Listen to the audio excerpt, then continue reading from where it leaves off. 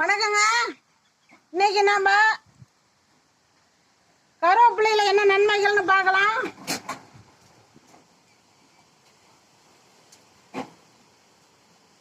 நாம 20 வயசுக்கும் மேலே இருக்கிறவங்க அரியா பசங்களுக்கும் பிள்ளைங்களுக்கும் முடி ரொம்ப நரைக்குதுங்க.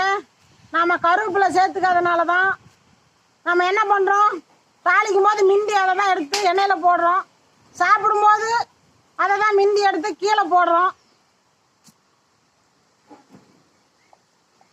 இப்படி இளந்தலையாக இருக்கணுங்க.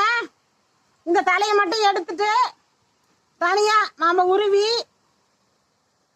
நல்லா இப்படி உருவி ஒரு ஸ்பூன் எண்ணெய் சேர்த்து இளம் வறுப்பாக சிம்மில் வச்சு இளம் வறுப்பாக வறுத்துக்கணுங்க. நல்ல முருவலாக வறுத்து எடுத்து வச்சுக்கணும். அதன் பிறகு ஒரு ஸ்பூன் எண்ணெய் சேர்த்து இந்த பூண்டு நாலு கட்டி வரமிளகாய் இதை சேர்த்து வணக்கணும். வணக்கிட்டு சீரகம் சேர்த்துக்கணுங்க. சேர்த்து அதையும் வறுத்துட்டு எடுத்து மிக்சியில் சேர்த்து ஒரு மூடி தேங்காய் சேர்த்து புளி சேர்த்துக்கணும். தேவைக்கேற்ப புளி சேர்த்து நல்லா அரைக்கணும். இந்த வறுத்து வச்சிருக்கிற கருவேப்பிலையும் சேர்த்து நல்லா அரைக்கணுங்க. உப்பு சேர்த்துக்குங்க. நல்லா அரைச்சிங்கன்னா சட்னி ரெடி. நாம் இந்த சட்னியை குழந்தைங்க விரும்ப மாட்டாங்க, ஆனால் சுவையாக இருக்கும். அவங்களுக்கு பூரி சப்பாத்தி தோசை இதுலாம் சேர்த்து கொடுங்க.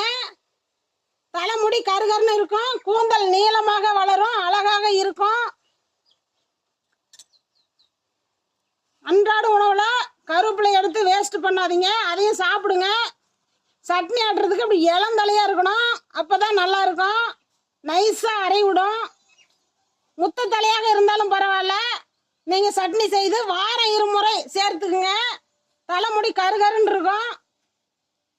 நீங்கள் செஞ்சு பாருங்க. கிராமத்துலேயும் சிட்டிலையும் எளிதாக கிடைக்குங்க கருவேப்பிலை. ஏன்னா கருவேப்பிலை இல்லாத எந்த சமையலுமே கிடையாது. நீங்கள் செஞ்சு பாருங்க. இந்த நாள் இனிய நாள். மேல விவரங்களுக்கு ஈஸ்வரியின் நாளொரு மூலிகை சேனலை ஃபாலோ பண்ணுங்க. நாங்கள் நிறைய வீடியோஸ் போடுவோம், உங்களுக்கு உடனே வந்து சேருங்க. நன்றிங்க.